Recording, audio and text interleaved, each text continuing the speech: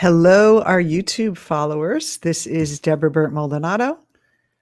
And I'm her partner. Dr. Rob. Yeah.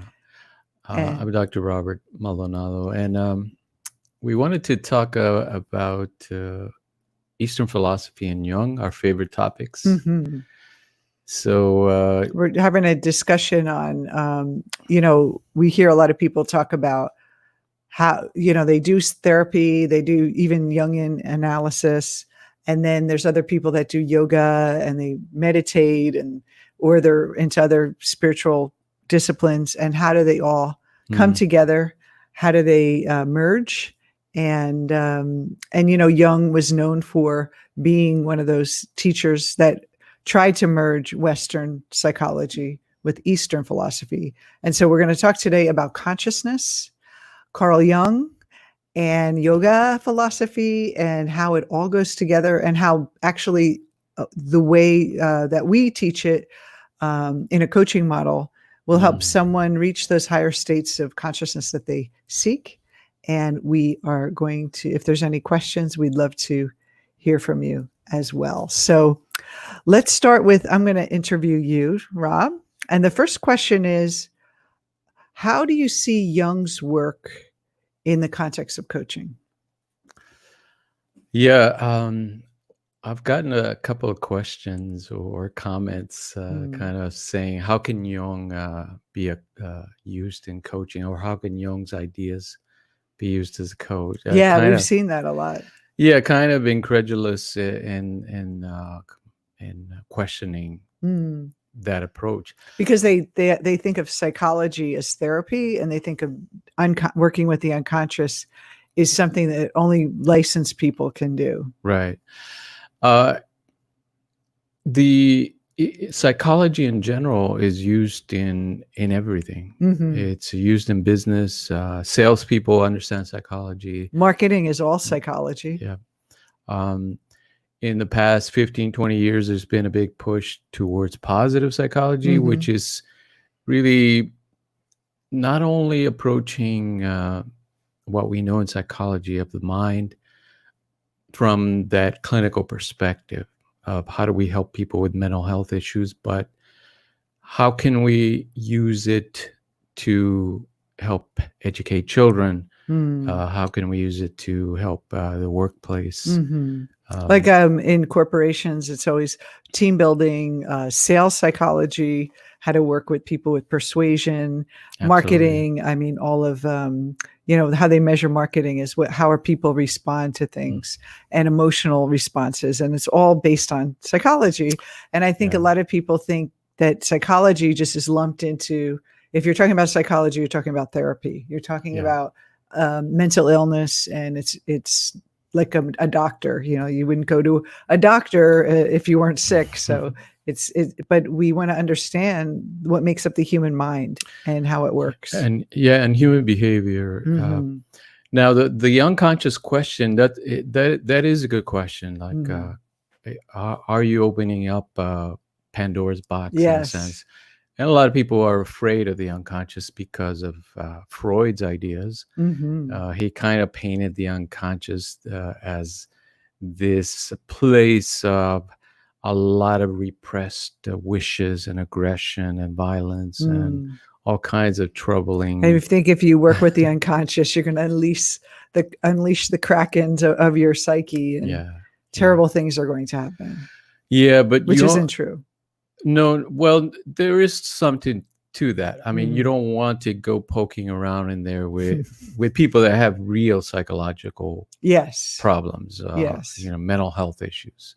You want somebody that's trained in working with them, obviously.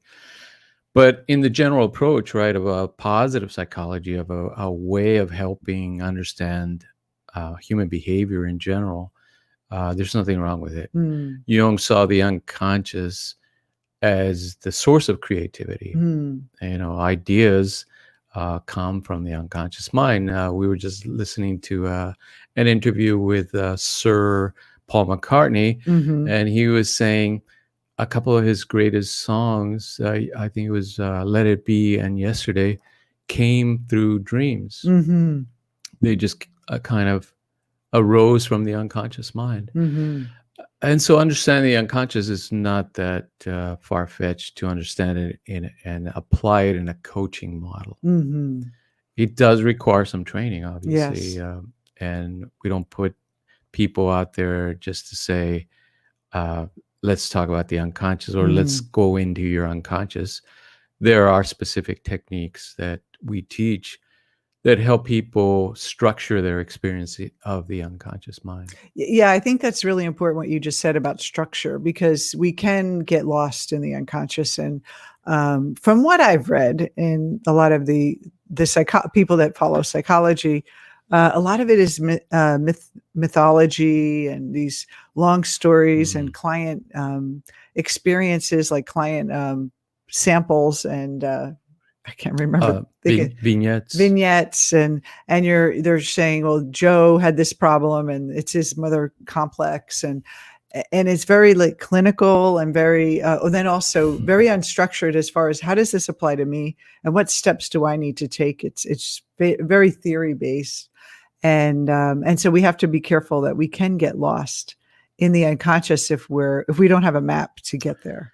And we can get all fascinated by dream interpretation, and we get fascinated by visualizations and symbolism and all that. But if there's no map, if there's no journey, it's just really fun stuff. But what does it all mean?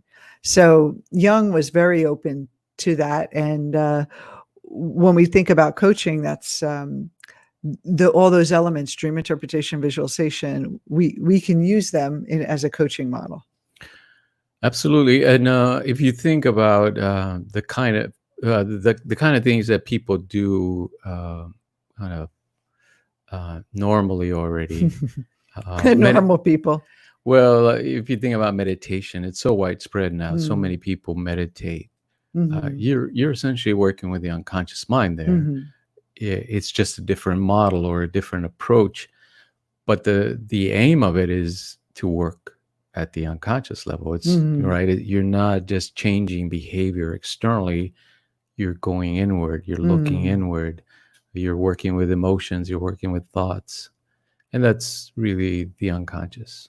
And I remember when I first started, I did a lot of personal development. And then I, late in my years of the last couple of years before I met you, I did hypnotherapy. And it was the first time I really understood what's the subconscious, they call it the subconscious, and that kind of modality is that, oh, there's this other realm. Like here I am doing all this spiritual work, but it's very conscious. It's like being present to my thoughts and visualizing, but I didn't realize that there's this other part that I can't see that I'm able to access. So that's what I love about Jung's work, and that it can be done in a coaching model. You don't need, as long as a person is highly functioning and they don't have a mental illness, you're more, their mind is protected from any kind of chaos. They're already set up for success. And actually, I think that the people that are highly functioning are the ones that should do more of this work. I mean, just because you don't have something, pain in your life doesn't mean that you can't grow and become better at life. Right. And if you think about dreams, that's the unconscious mind you're seeing every night. Everyone experiences. Everyone remembers, but everybody has dreams. Yes. Whether they remember them or not. Yes. Everyone has dreams every night, or at least every night. Yeah. So Jung's work in the context of coaching can be applied in coaching people through the shadow. They could visualization, working with dreams, and working with the emotions, all tied into Jung's work. And the goal of that work is what he called individuation, which means that what we're really doing is we're getting beyond the patterns of our early life and breaking away from the herd and being that. And so now that we have a kind of an overview of the Jung, let's talk about the Eastern wisdom traditions and how do you see that in the context of coaching? Because no one thinks of like coach yoga as like I'm going to go to a guru. I'm not going to a coach. Right. Which is now the new gurus, I think, in the West. There is something to that. But Eastern philosophy, and there are many Eastern philosophies, I should just clarify. the source for us has been the Upanishads, which is the tradition that's called Vedanta. But if you think about Patanjali's yoga systems and Buddhism and all the different schools that come out of that tradition, they all have that common thread of they're talking about consciousness. They're talking about what is the essence of our mind. What is at the root of the mind? And so that understanding really comes from the Upanishads. So for us, the Upanishads have been central to understanding what was Jung talking about when he was talking about the ego, the unconscious mind, and the self. And the self. He definitely talks about the self and dreams, right? How to understand dreams. So Eastern philosophy, in particular Vedanta, the philosophy that comes from the Upanishads, really teaches us the essence of what the mind is. And it's interesting because just like most people understand that we have a body, but we're not just the body. We have a mind individually. We all have a mind, but we're not the mind. That's, for me, that was one of the revelations of the Upanishads. And in just to compare it to Western psychology, it's more aligned with the mind. It's your mind that you're working with, versus in Eastern philosophy, you're not the mind, which is a little different than than Western. I mean, correct me if my assumption's wrong, but was my understanding always. Is in Western psychology, it's all about those are your thoughts, those are your mind. That's your mind, your perception. And then in Eastern, it's, oh, that's not you. That's not even real. Yeah, that's true. In Western psychology, the emphasis has been on identifying the mind as the self. Like you are your mind, and your mind, they assume, is the brain. That the brain somehow generates what we call awareness or consciousness. And that's the Western model. For the most part, there are a few exceptions. But in the East, it's always been the opposite. They see consciousness or this philosophy, especially Vedanta, they see consciousness as the building blocks of the universe from which everything arises, including our mind and our awareness. Now, how does that apply to coaching? Because people don't think, I want to go and explore like the higher levels of consciousness with the coach. I mean, some people do, but I love this idea that you can actually get because you're in the West, you're not going to go to you could go to some ashram or something and study, but there's actually qualified people that can actually coach you through some of this knowledge, understanding it and applying it in your life through practice and tools. Well, my experience has been that there are very few clients that really get to that level of really wanting to know what the essence of their mind is. Most of them want to solve a human problem. And there's nothing wrong with that. That's essentially what coaching is for.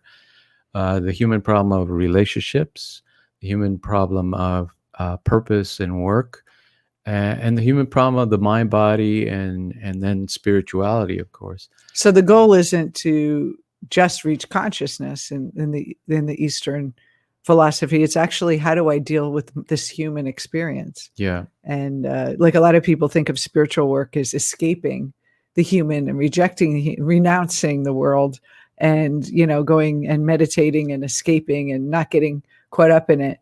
Where we're talking about the true message is to how do we live in the world and also have that self-awareness. Yeah, and the practicality comes in very simply, because if let's say the higher wisdom of the Eastern tradition is telling us your perception is not the ultimate truth.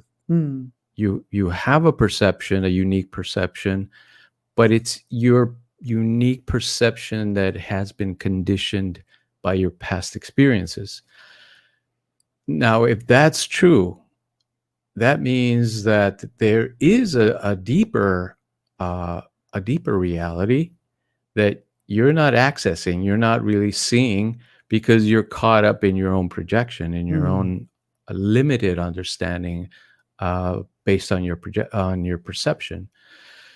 So the most practical aspect is to first understand, what is it that I'm perceiving?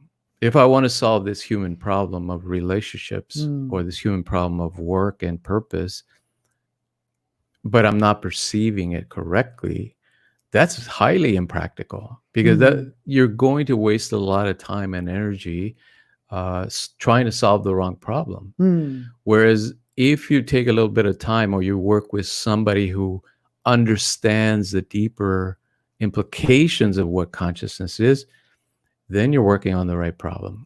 So in psychology, they also talk about that idea that you're perceiving, like you're making an assumption about something, you're projecting.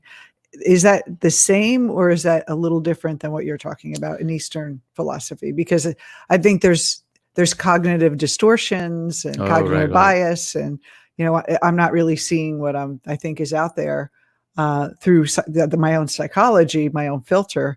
But you're talking about, and correct me if I'm wrong, you're talking about more of an experience of just our conscious experience of everything, not only our personal perception, but just what, as a human being, that we perceive that's not real. Is that what you're saying? Yeah, it goes back to the paradigms again.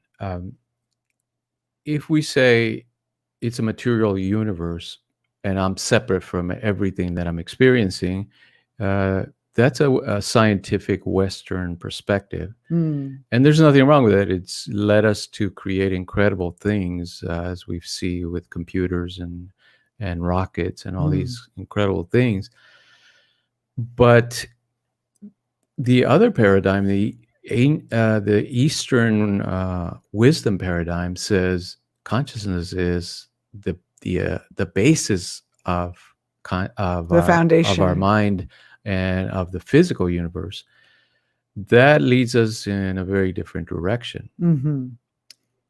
The techniques might be similar, because we do see that it helps to understand your thoughts, and when you're distorting your perception, or your thinking is kind of not accurate. Yeah, it's inaccurate, it's illogical, irrational. And projections, like you're projecting a part of yourself onto this situation and from the past. And so at a certain level they're kind of similar, but at a deeper level, then let's say, what is the aim of you solving this problem? Is it simply to obtain something which is going to give you a temporary fix, and then you're going to be back to projecting or misperceiving yourself in the world?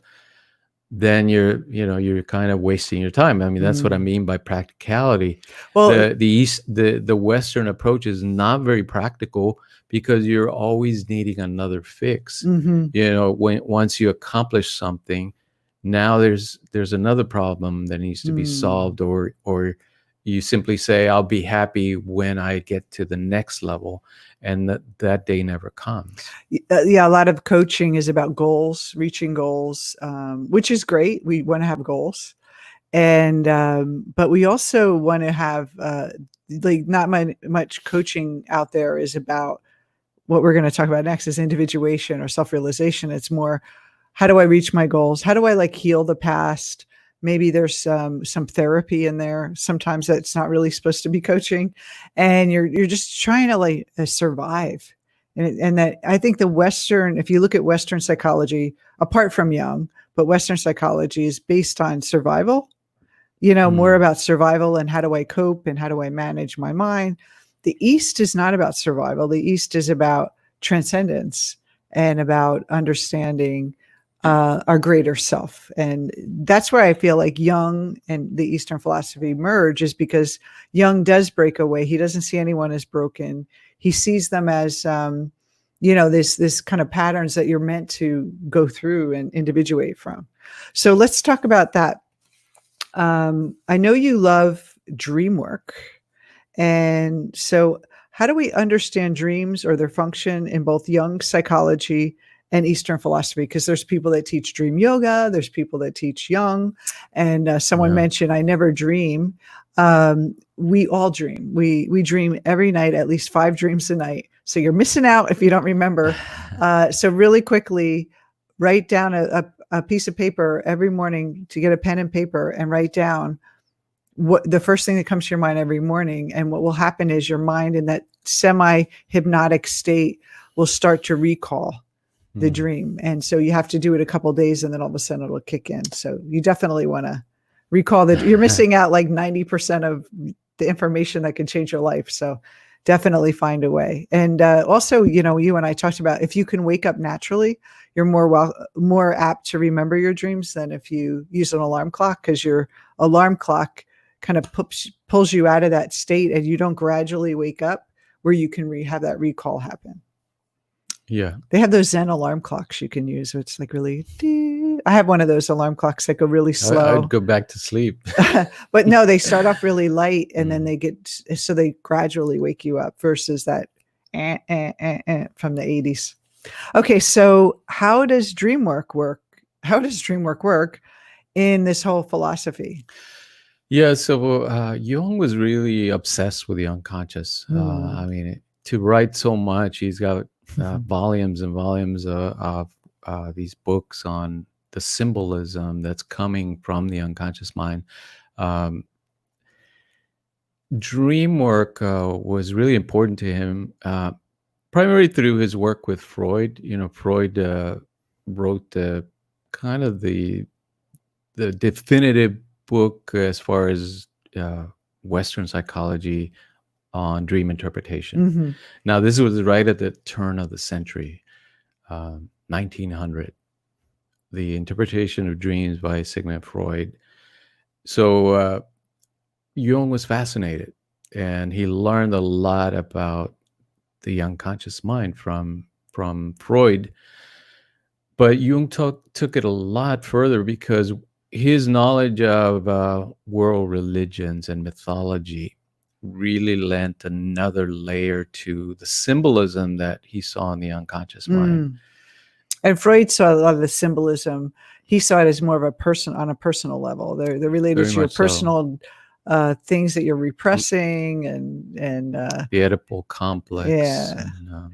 And more of a humanistic wishes. And then the Jung's work went into the transpersonal, where it was more collective. And what he discovered, he would go to tribes, and so many of them would have the same type of dreams, and he would just like, where does all this come from? And it's not an individual. There's this other part of the mind that brings everything in. And so that's where he came up with the collective. So we have the personal and collective unconscious too, which we didn't mention yet. So that's the dream work helps us work with both levels.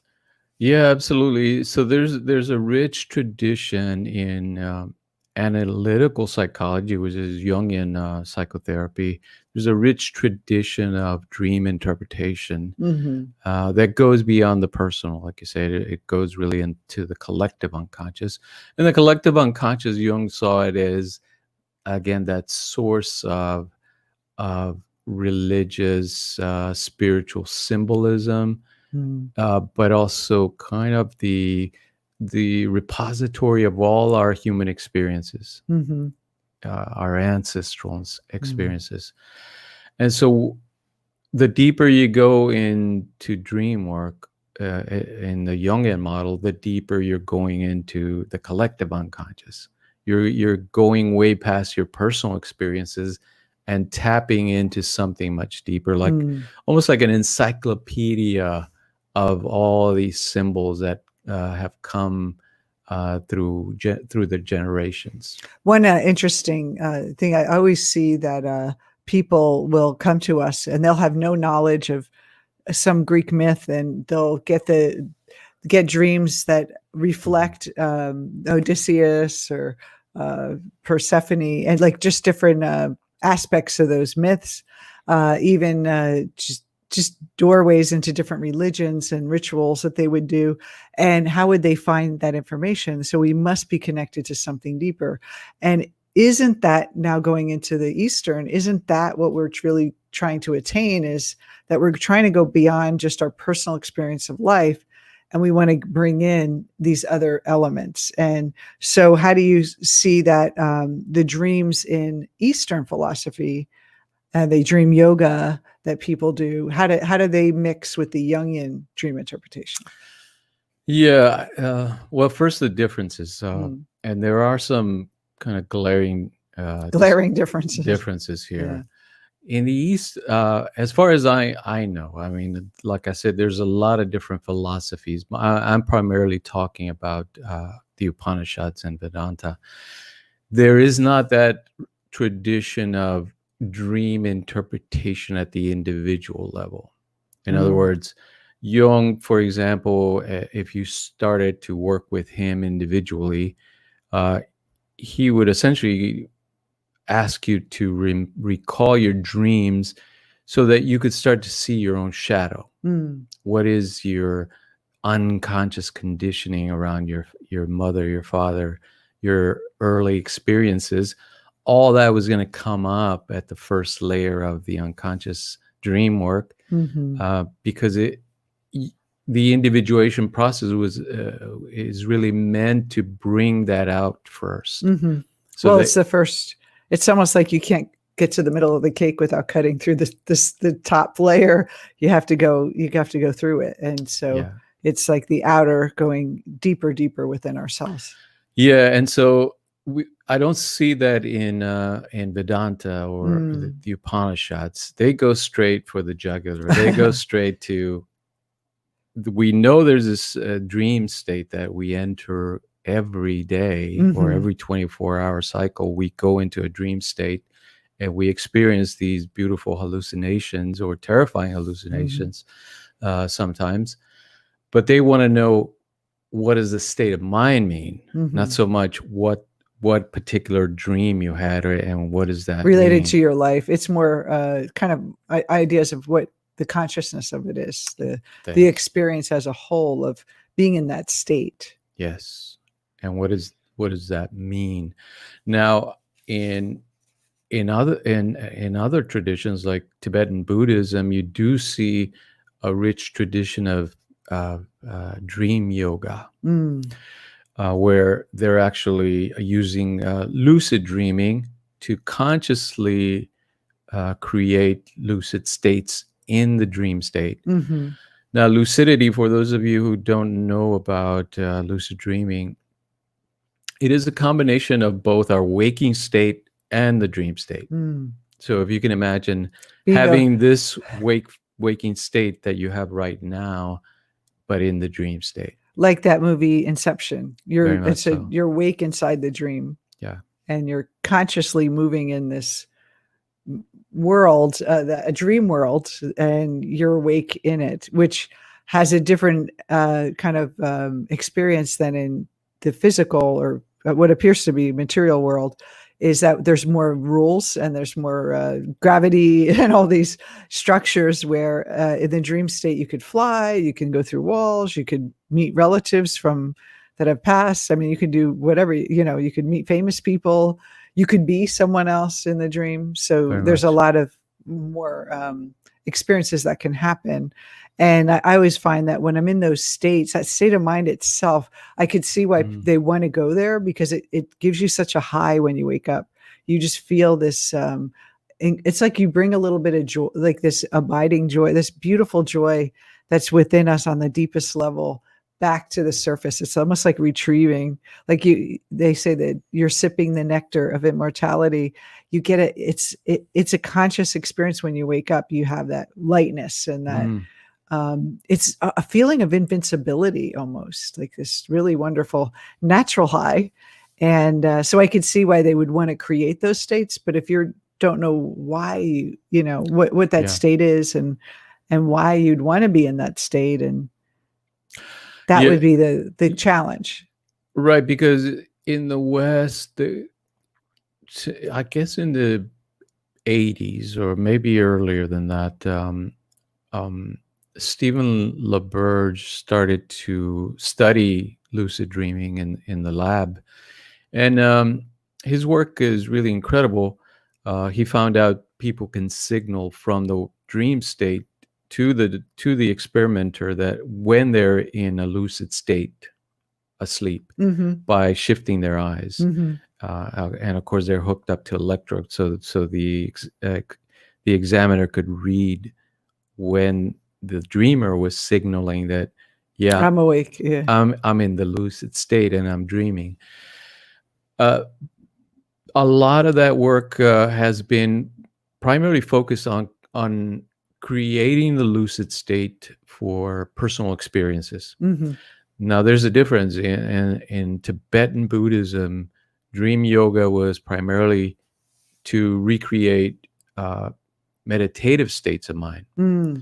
Meaning they were seeking. You're supposed to be meditating in that lucid state. Yeah, in a sense, they were lucid in the dream to create spiritual states of mind, not just walking through walls or flying or having.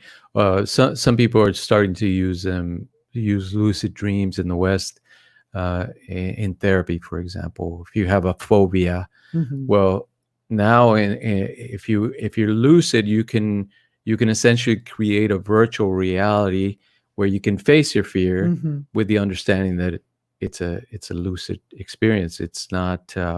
I've done that in hypnosis with people, putting them in that altered state, and they can face their fears. And yeah, so it has its usefulness, but you see the difference here in the spiritual approach than the therapeutic or entertainment approach. Yeah. So there's this, and then there's spiritual entertainment, and there's that spiritual experience that you can have, but what does that give you in your life? And then there's the psychological experience, but just understanding that's a cool dream, that's cool symbols. Those are also, it's limiting, because if you don't know what to do with the data, then you're kind of just playing around. It's just like, oh, let me open up a bag of toys and let me play with them.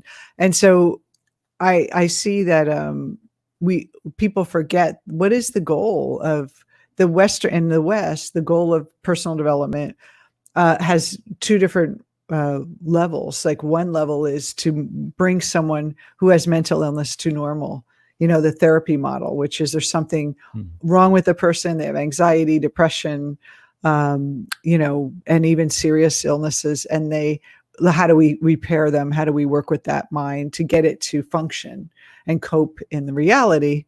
And then there's the other level, which what Jung brought in, which is the individuation, which is, how do I understand my patterns, but also how do I transcend them without rewiring them, without just forgiving my parents and trying to build up my ego a little bit. It's I'm going to actually become someone else. I'm going to become my own man or my own woman, and leave the herd mentality. And that is what he called individuation. And then, so let's talk about that. And then also Maslow came up with the idea of self-actualization. What's the difference between Maslow's self-actualization and Jung's individuation? Yeah, so Jung's individuation idea comes first. Obviously, he was working very early on in the early 1900s, and Maslow, I think, towards the 50s, maybe 60s, and so there's a wide time gap there. Jung was primarily interested in really transforming the structure of the psyche. Instead of the person identifying as their ego, that little voice in their head, and kind of the external persona, that strong identification that most of us start off life with, he saw the individuation process as really changing the dynamics internally to where the person identified with the self in them. And to Jung, the self was the spiritual being within you. I mean, that's, some people call it soul, or spirit. The divine self, the true self. Yeah, the integrated self, the whole self, the totality of your being, kind of that idea. A little bit different than Eastern philosophy, where the self is seen more as the pure consciousness. There's like more of an emptiness to it, versus in Jung's, it's the totality of everything. The ego, the shadow, everything is the self. It's all you. But in Eastern philosophy, it's all that stuff isn't real, and this is pure awareness is all that's real. Yeah, yeah.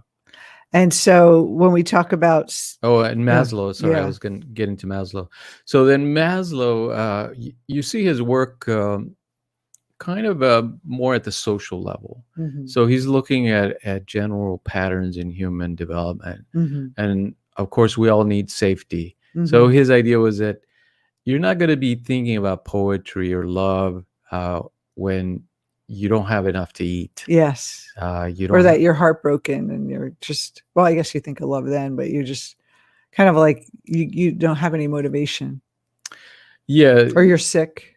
Right. It's almost like you have these challenges that you have to address first of all before you can move on to the second level. So biological needs, food, shelter, that kind of stuff come first. Then you go into the secondary social needs like relationships, self-esteem, love, work, and all that, meaningful work. Then once you kind of meet those individual biological needs and the social needs, he says, then you can think about spiritual transcendence.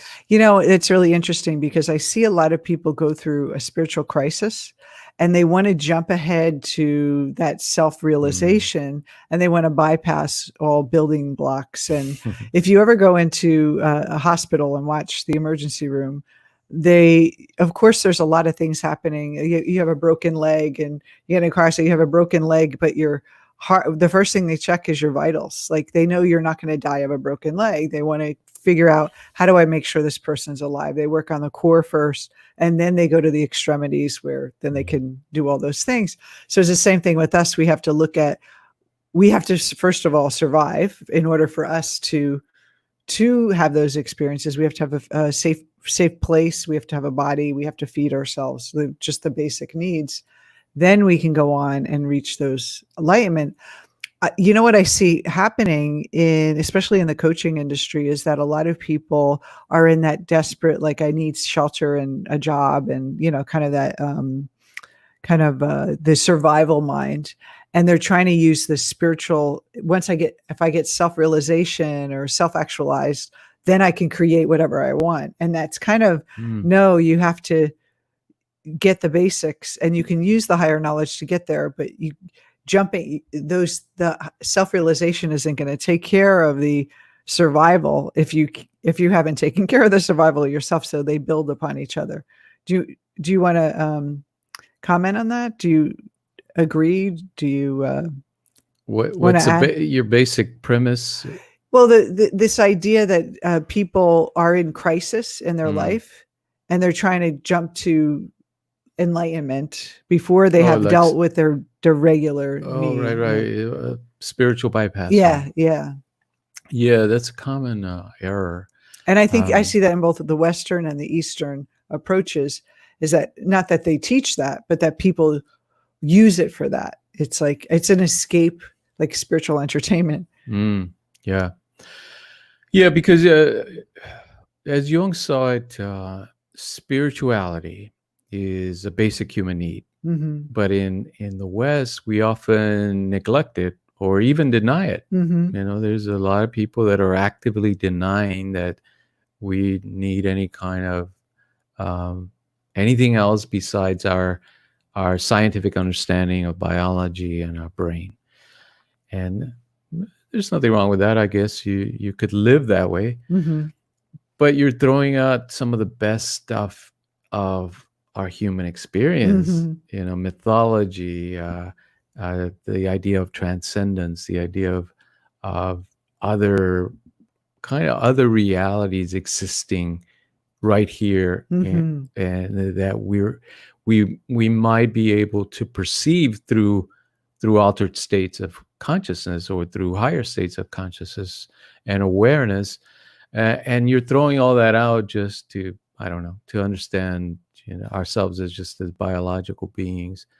um, but the idea that this spiritual need is something that we all have. Mm-hmm. And often when people hear of Eastern philosophy, or they get a little bit of understanding of it, they think, well, here's something I can use Mm-hmm. to fill that spiritual need, Mm-hmm. without understanding the whole context of it. Yeah, they take pieces of it and Yeah, they take pieces of it. And here's a very let's say a valid criticism or critique of the New Age movement, including our work, that that if you do that, you're not really working at a spiritual level, because you're taking pieces that make you feel good, or that are are comfortable. easy Yeah. and comfortable, and you're not really putting yourself through the paces that those traditions kind of outline for an aspirant. And if you think about the Eastern philosophy, I mean, I think one of the gifts that it has that's very similar to the individuation process is that it's this rigorous process. It takes discipline, it takes time, it takes dedication.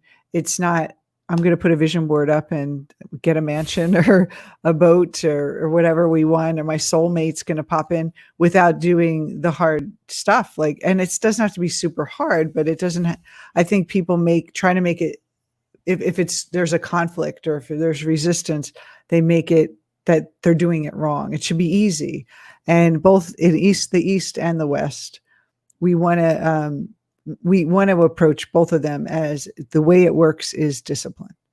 You don't, even if traditional therapy, you wouldn't just have one session with the therapist or have one 5-minute conversation and think your whole psychology's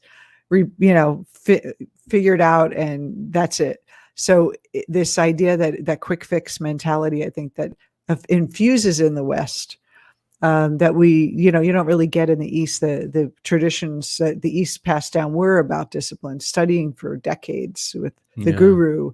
But how can we take both the self-realization or the individuation and what they call and self-realization, and how can we make it accessible to the West, to Western clients, and help them achieve that? And how do they go together?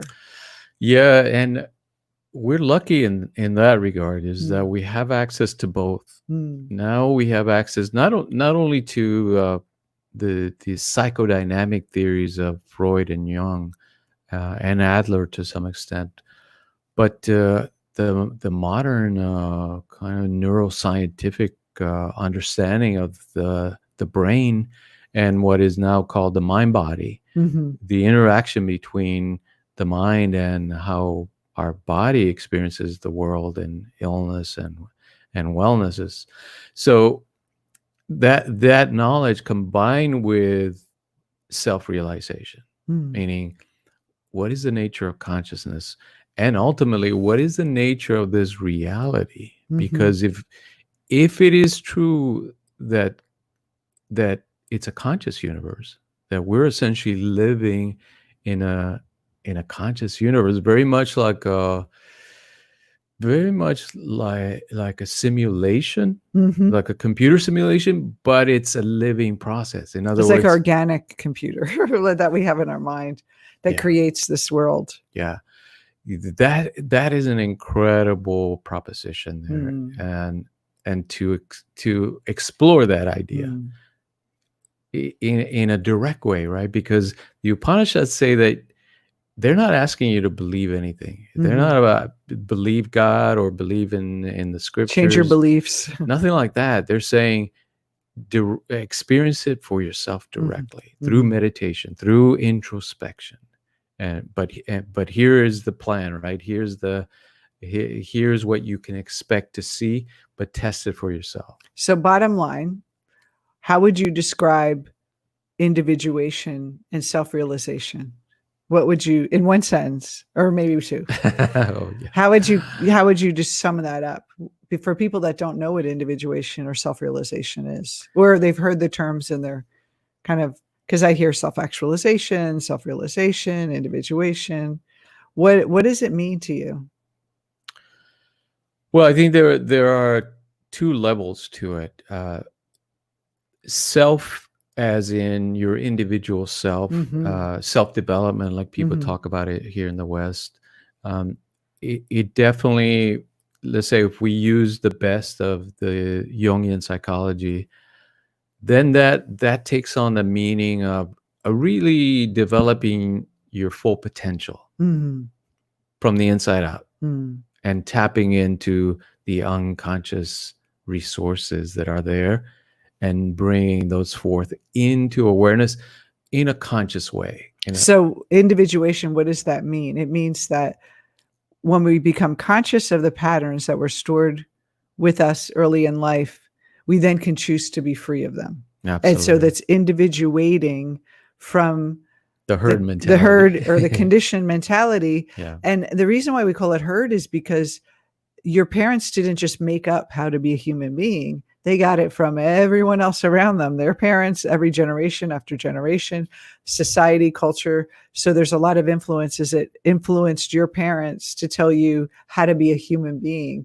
And so, so they're passing that false information down unwittingly. And then our job is really to realize what's false. Like it's like that game of telephone where you ever play that as a kid? Did you ever play that game where someone whispers a sentence and then the next person whispers it and then by the time it's like completely different. And so that's kind of what's happening, is that this truth maybe that came out 4,000 years ago has been distorted and distorted and distorted. And then when we are raised by human beings and their perceptions, it just keeps getting distorted. And our job is to free ourselves from that so we can see the world as it truly is and see ourselves as we truly are. So that's individuation. And how is that different from self-realization from an Eastern perspective? Is there any tweak to that description of becoming your true self? There are some similarities and some differences. So I would say the difference is that in self-realization, the Eastern perspective is really to transcend your individual identity completely and to reach that the realization, right? It's self-realization, the realization, not only in an intellectual understanding, but let's say a living experience, a realization that you are the universal consciousness, that you are the self, that you are the self, not the individual self, but the universal self. Now that's very different, or not very different, let's say, but there are subtle differences. They overlap a little bit. Yeah. One, I think the individuation focuses a lot on the personal experience and the ego and the psyche, where self-realization talks about just on the bigger picture. Yeah. Yeah. Now combined, that gives us that East-West perspective that is so needed, because now we can essentially use the higher knowledge of the East to understand the nature of the universe. What is the nature of reality? What is the nature of my mind? But also work at the individual level. That yes, it's beautiful. It's great to understand that we live in a conscious universe, but I still have these problems, these human problems to solve. I still want to find my soulmate. I want to make my marriage last. I want to make money. I want to do something meaningful in the world. Those things are very important to us as Westerners. Like, we're not going to just meditate and sit maybe in another lifetime we can take on that personality. But right now we want to be in the West. We want to explore the human side. And I think that's what makes really truly a full experience of life, because you're bringing in the higher knowledge.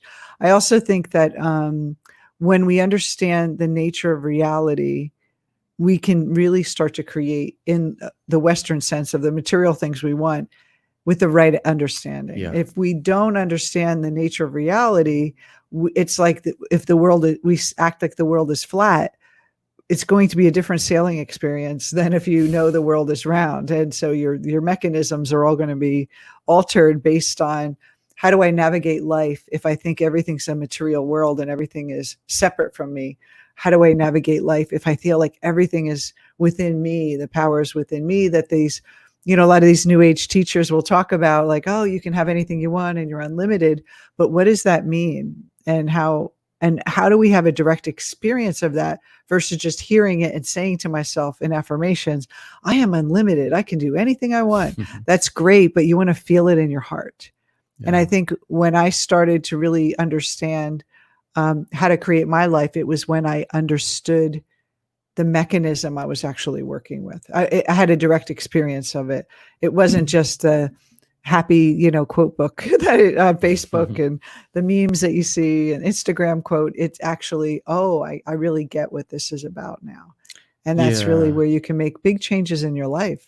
And I think the West needs both. I think it's really hard to just follow a philosophy from, 4,000 years ago that were really studied by the monks and led a more monastic life than someone who has, a desire to drive a nice car and have relationships and have friends and technology and all these, other things are part of life that are also part of being human and part of that experience. Yeah. And to be fair, the Gita, the Bhagavad Gita does mention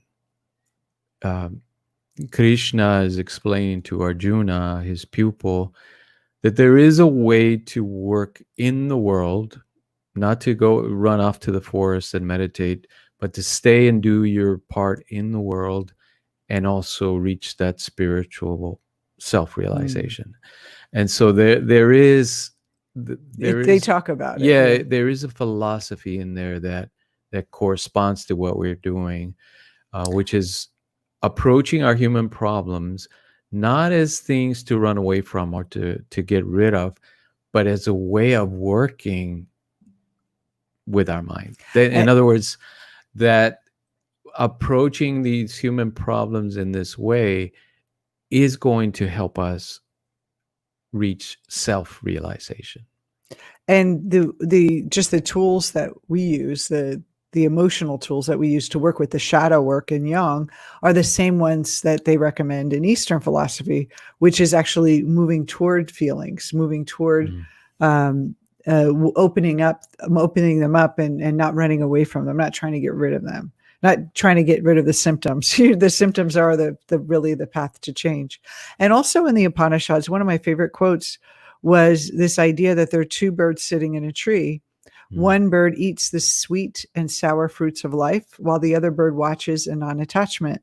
And I see this East-West version of these two, psychology and mysticism of Eastern philosophy, as a way to have those two. We have the enlightenment of understanding what a consciousness is, what are we acting in, how can we stay non-attached, but also taste the fruits of life and not avoid the unpleasant and not to always crave the pleasant and feeling unsatisfied. It's like, how can we take this wild ride of life and feel it fully? And another thing too, is that with Jung, I find, just understanding it is that he really helps you understand what your ego's made of. Like what makes it tick?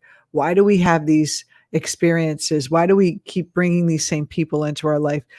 More depth to our human experience. So the Eastern philosophy brings us to a depth of the conscious experience, and Jung brings us to a depth of the human experience and the transpersonal, which is the psyche as a whole. Just even in what they call Maya in Eastern philosophy, is this beautiful place that we're living in, and how can we see the nature of our mind through that experience? I couldn't have said it better myself. So yes, the East and West is very cool. Absolutely. And so thank you for joining us for this great topic. One of the question is Übermensch and Overman of Western philosophy. Do you know what that is? Nietzsche. Oh, okay. And what would you say about that? How does that tie to what we're talking about? Yeah, Jung was very influenced by Nietzsche. I would just say that Jung's idea of the higher self was the psychological equivalent to the Superman. Oh, okay. Yeah. Well, thank you so much for joining us, and I hope you enjoyed the topic, juicy, and hearing us talk a little bit about psychology, philosophy, and East and West. So Yeah. thank you.